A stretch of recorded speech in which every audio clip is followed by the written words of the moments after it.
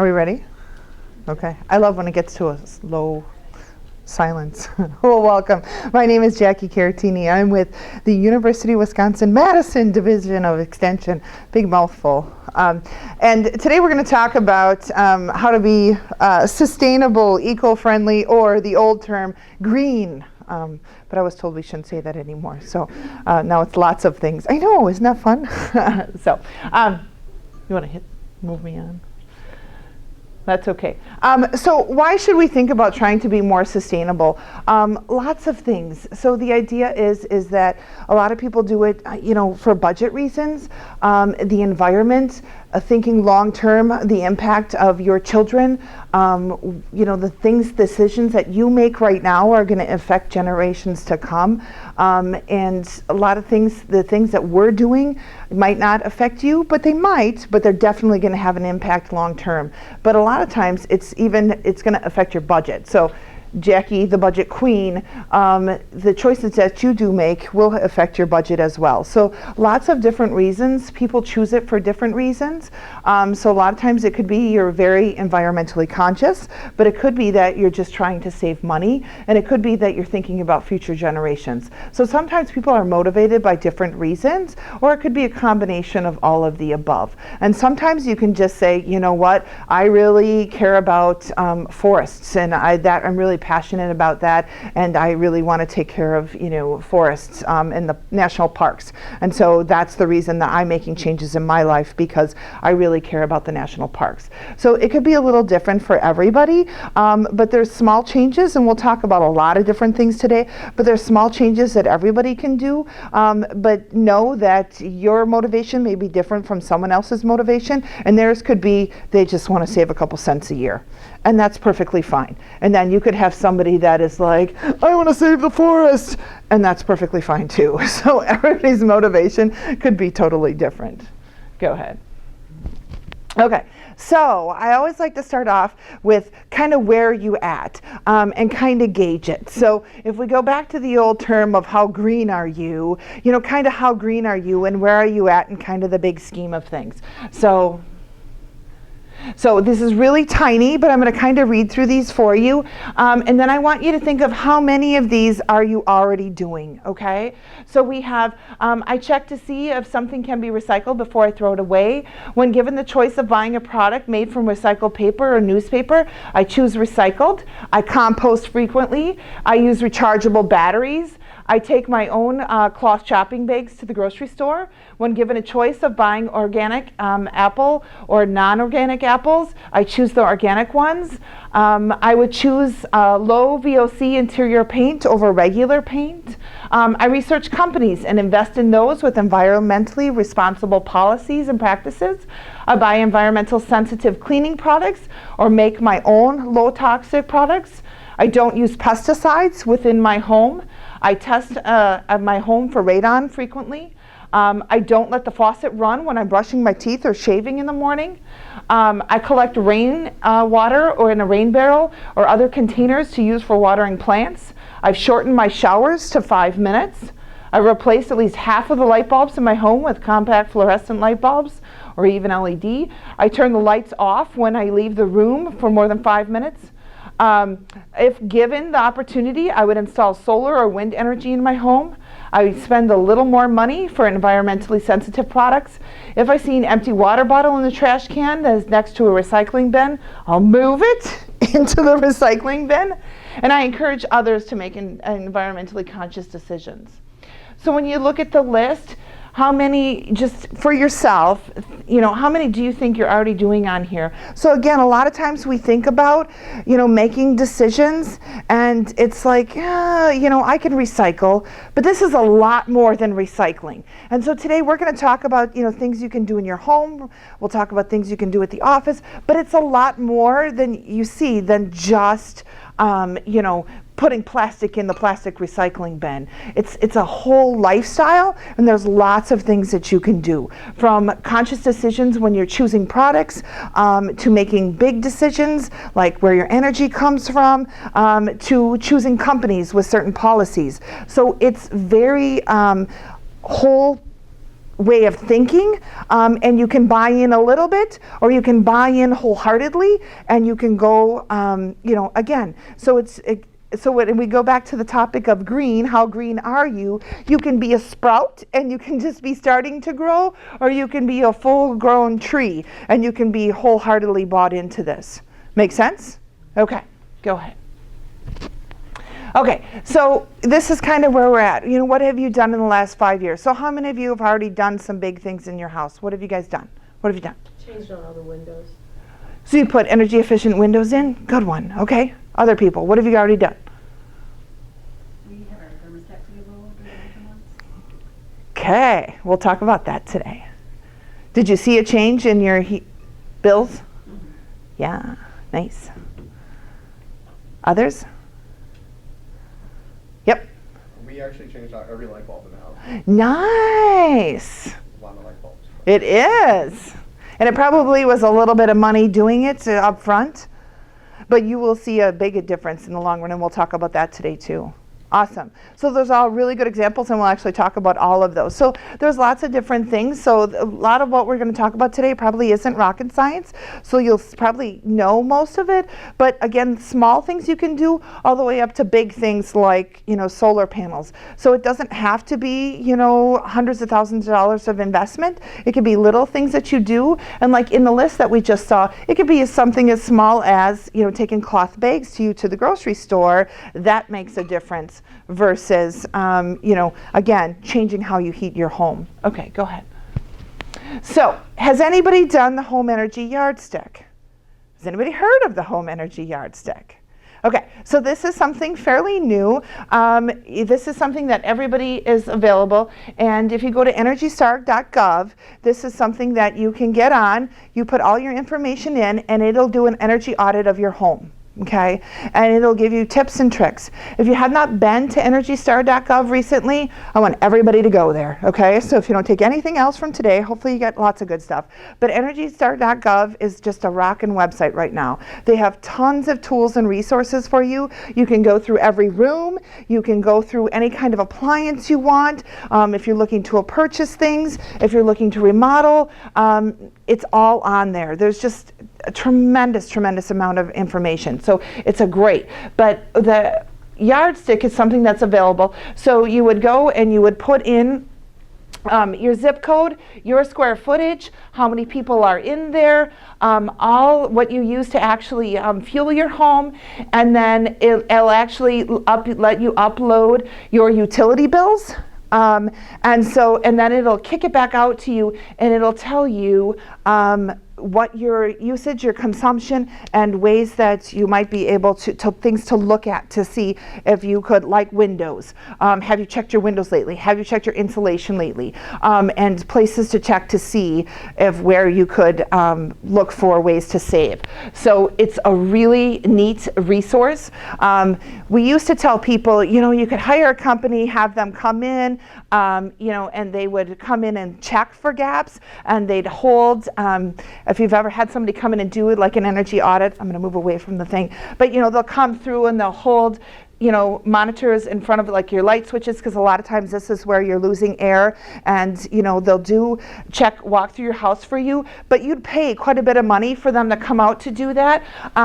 But this is, it's not as accurate, but this is a really good start, and this is free and it's available to everybody. So if you haven't done this and you're kind of curious, this is a great tool, and I encourage everybody to go out and check this out. And plus, like I said, there's great things. So you can do the products through your home if you're building a home, and then also they do it commercially for plants and businesses as well. So they have it's a great website.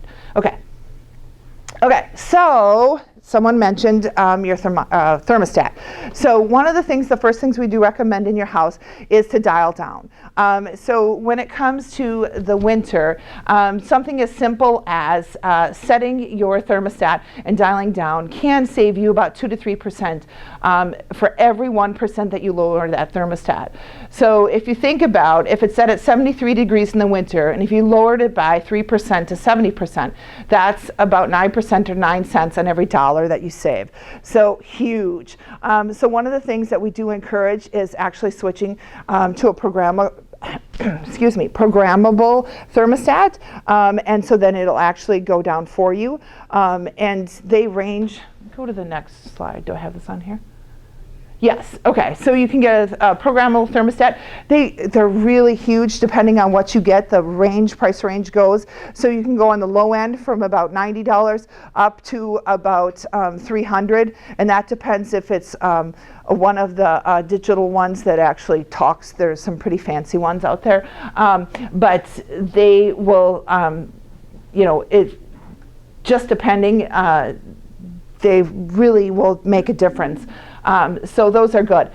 Again, on all appliances, always look for the Energy Star label. And if you look, it'll actually tell you your savings when you're reading the Energy Star label. If you don't know what you're looking for before you buy any appliance, you can actually go back to the energystar.gov and it will tell you how to read and what you're looking for before you go. And it'll tell you how to compare the product and what you should actually be checking out before you go. So pretty cool. So really simple thing to do, but again, nice cost savings as you move forward. So that thermostat is kind of a pretty painless one that you don't really notice, but it does make a difference in the long run. Okay.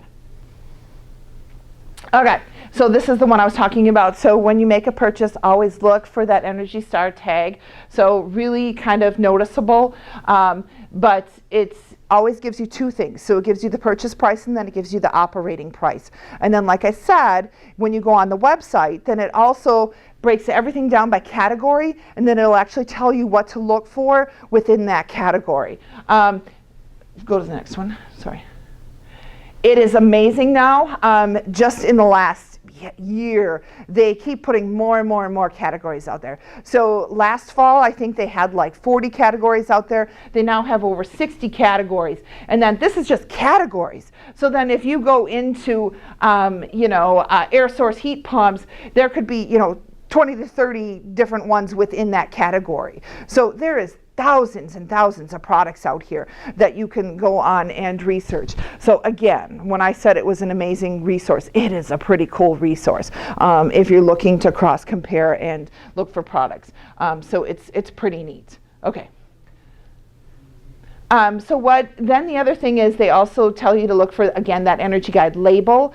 So this, again, goes through and points out within the model what your usage would be for the year, and breaks it down and then gives you your cost. So most of them should have this. If it doesn't, it's not a good purchase. So okay.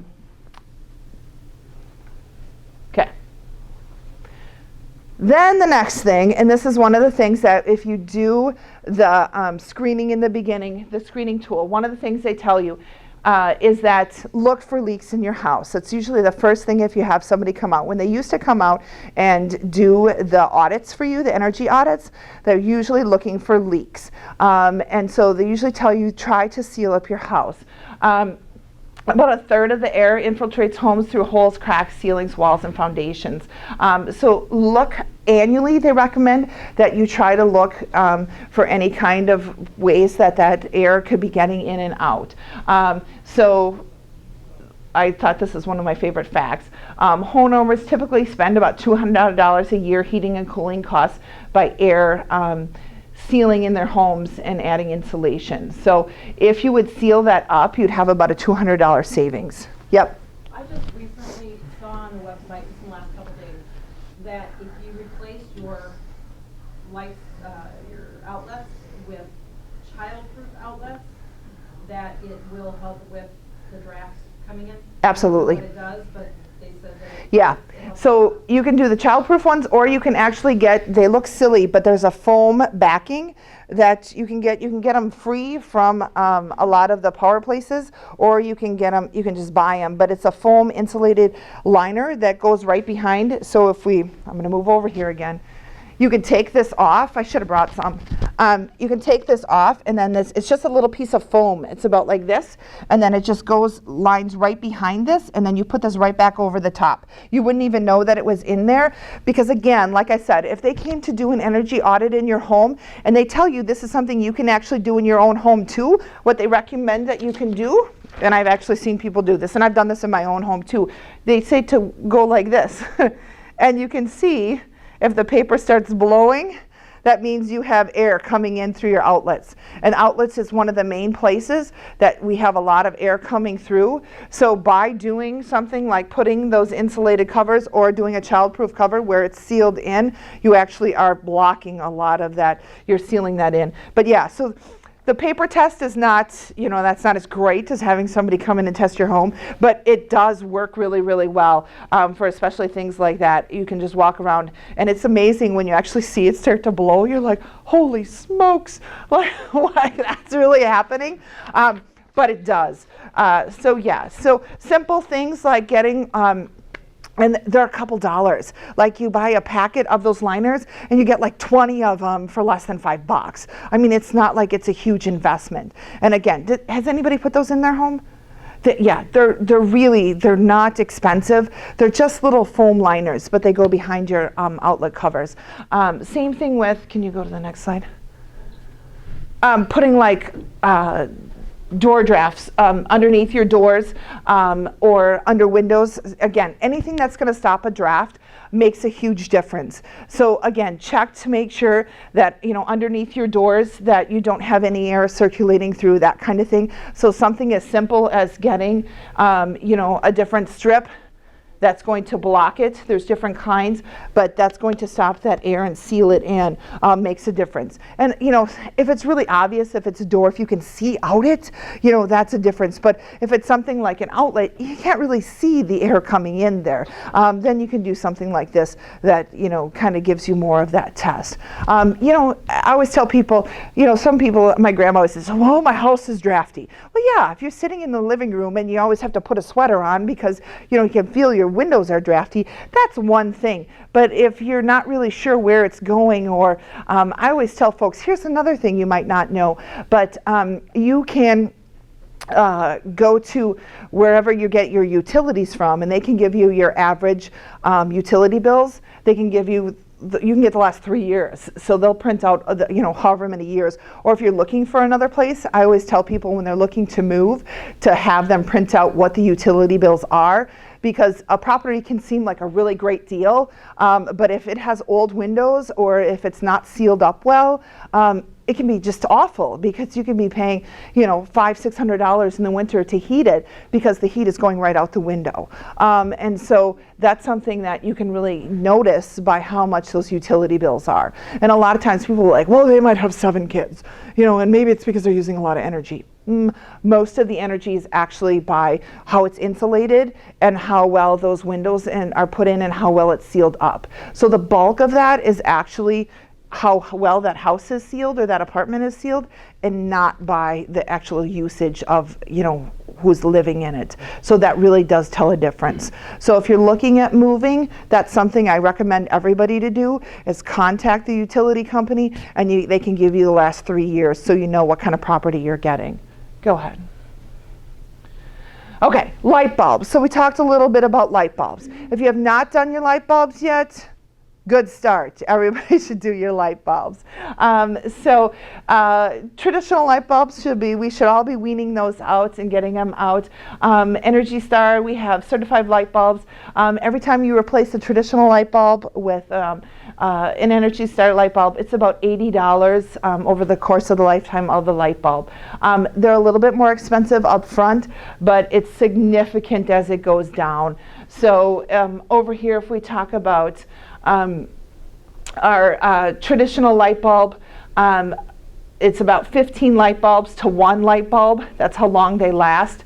It would be about $99 for the 15 light bulbs versus 1 light bulb. So you'd pay about, anywhere from $15 to $20 for the 1 light bulb, but that's how long it lasts. So it seems like you're paying more up front, but it's going to last a significant amount of time longer. So if you have,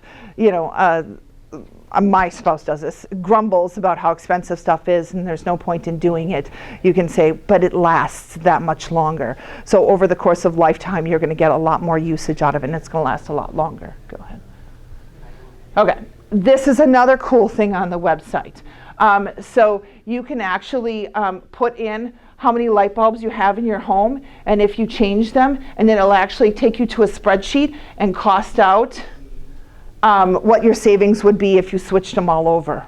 If you're a nerdy person like me and like to know, or if you really want to know what it would be, or if you're trying to figure out like what the savings would be in a large space, if you're doing a whole bunch, this works really, really slick. So pretty cool. So works really well to try to figure out what would the space be to try to switch over, and what long-term savings over a period of time if you're trying to make major renovations on something to switch them over.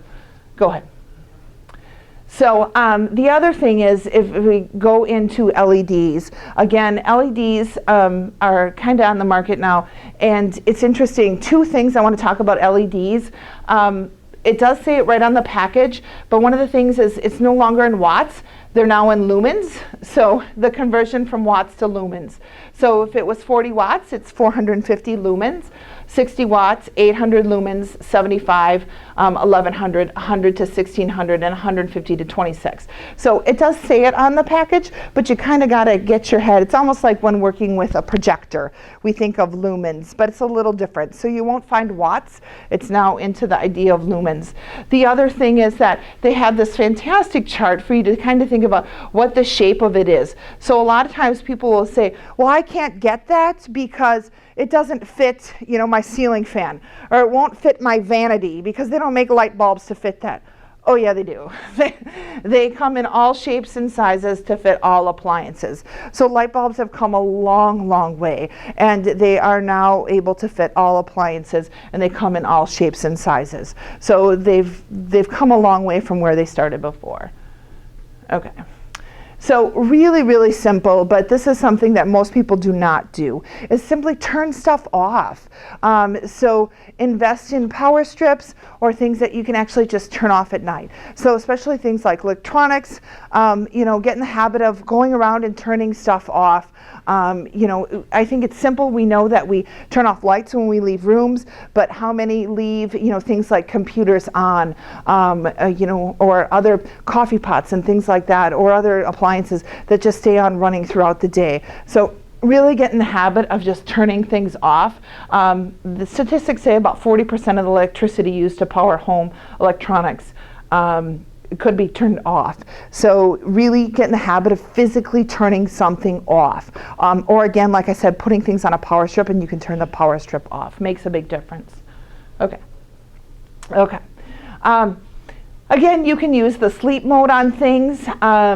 You can also, again, always try to use Energy Star. And then again, if you're not using it, go to that fully taking it down and turning it off versus just sleep mode. So I love my facts and stats. It's estimated that standby power accounts for more than $11 billion in U.S. energy costs. So again, bulk of what we're doing is just letting stuff stand by and not fully turning it off. So it's a big impact of what we do. Go ahead. Okay. Tax credits. So a couple years ago, there was a lot of federal tax credits. Not everybody knows that they're still available. So that was kind of a big hullabaloo, and they said, well, they're gone. They're not gone. They're still there. They are on their way out, but they're still available. But they are reducing in the amount available. So they're 30% until at the end of this year, December 2019. Then they go down to 26% from December until 2021, and then they're down to 22% until 2022. It's for some pretty big things, but it's things like geothermal heat pumps, wind turbines, solar energy, and fuel cells. So if you are thinking about some big things, I have had some friends do some solar energy systems, things like that, and they were able to take care and utilize some of these tax credits. So they are still available, and you can utilize those. Go ahead. Okay, so I apologize. I did add a slide and it didn't get in here when I switched over to the new slides. But before we get to cleaning, I will say, I want to talk a little bit about work. So there are also some things that you can do at work. So what are some things that you can do when you're at work? What do you guys think?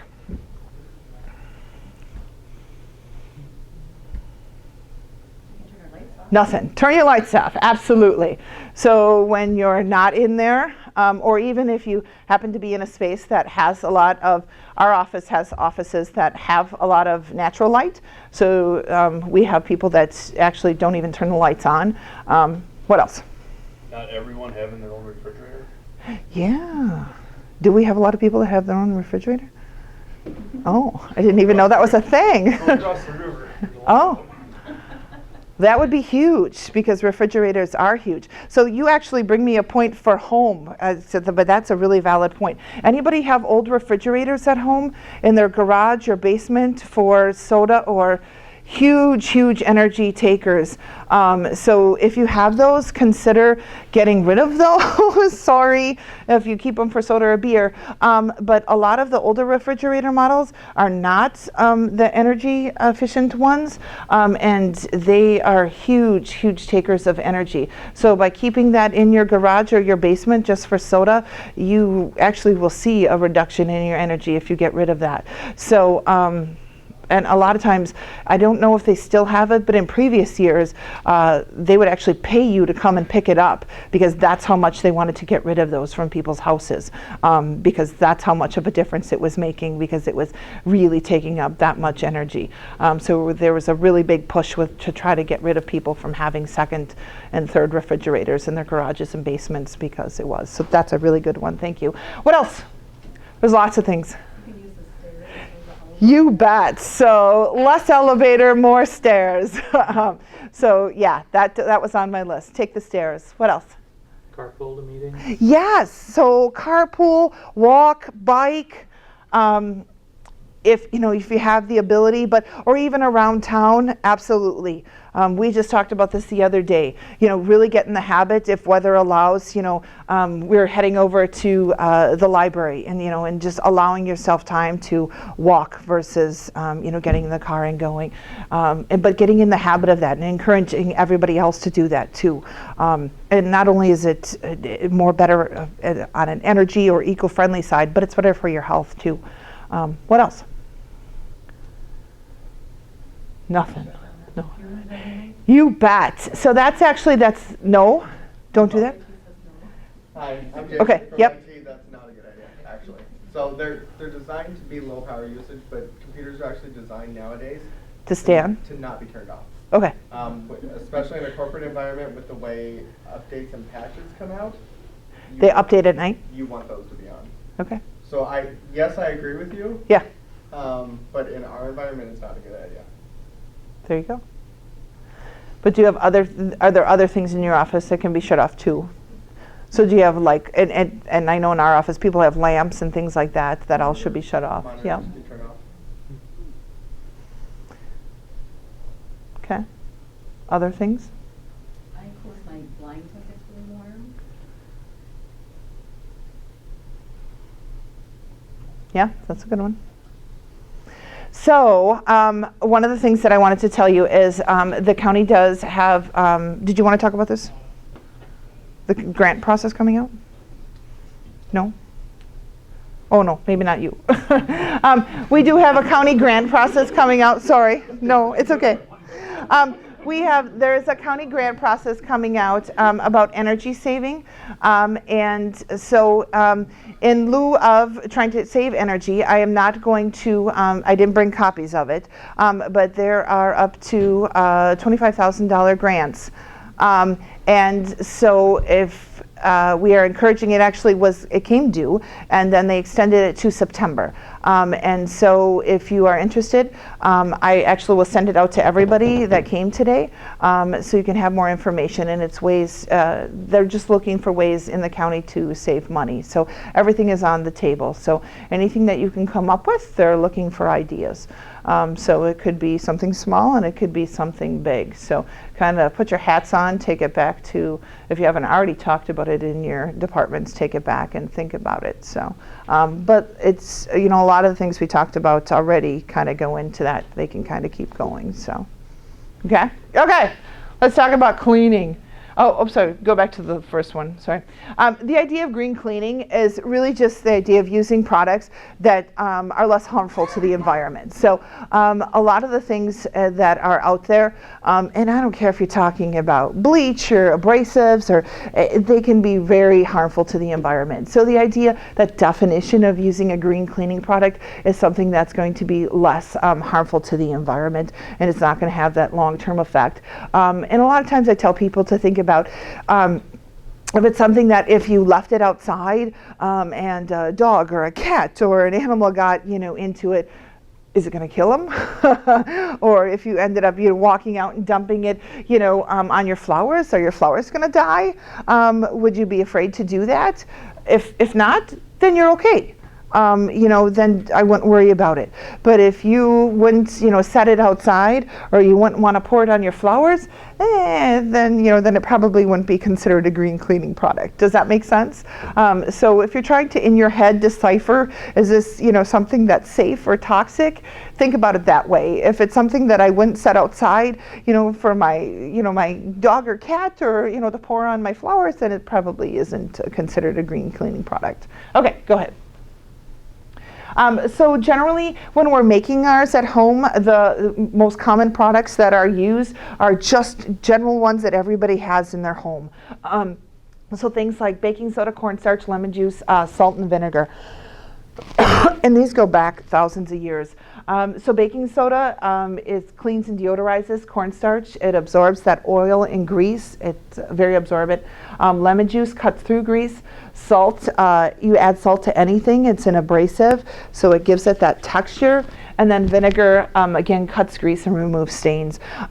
It's really interesting. I can probably go back about 20 years, and there were actually, it was probably something that was requested, actually went back to the 1930s, and it was the many uses of baking soda and vinegar. And it was cleaning products, again, back from the 1930s and 40s, that were all based on baking soda and vinegar. And very, very common, like drain cleaners, and again, they worked really, really well.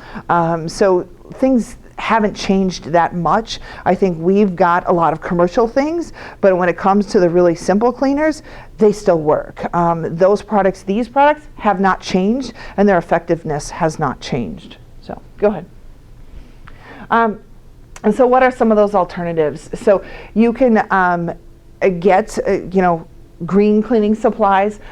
You can limit your purchases. So what that means is, only buy what you're going to need. So, don't buy large quantities of things and then have it sit in your, under your sink. Or why would we not want to do that? Because what happens to it then? You don't use it, and then you have to do what to it?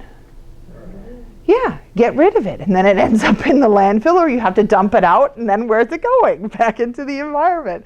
So if you still think, what, I really, really only like this one product, and I know nothing cleans as good as this product, that's fine. Or, some people, I love bleach. I love to clean with bleach. Nothing gets my counter cleaner than bleach. That's fine, but only buy as much as you use. So there's ladies smiling. I know you bleach ladies. Then only buy what you're going to use, not buy in bulk and have, I know you all laugh, but you have cupboards that are full of cleaning supplies that you're never going to use. So that's a method of just buy small quantities that you're going to use that you don't have left over.